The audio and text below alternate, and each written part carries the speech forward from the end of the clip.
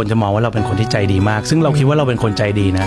แต่ว่าบางทีเวลาเราใจดีมากๆกับสุดท้ายแล้วคนที่จะแบบต้องมาเหนื่อยต้องมาแบบเป็นวิกติมก็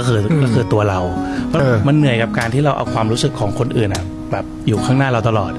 แล้วมันเหนื่อยกับการที่แบบอะไรก็แล้วแต่ให้คนอื่นอยู่ข้างหน้าตลอดทำเพื่อคนอื่นไว้ก่อนเดี๋ยวเราค่อยว่ากันได้ซึ่งมันมีลิมิต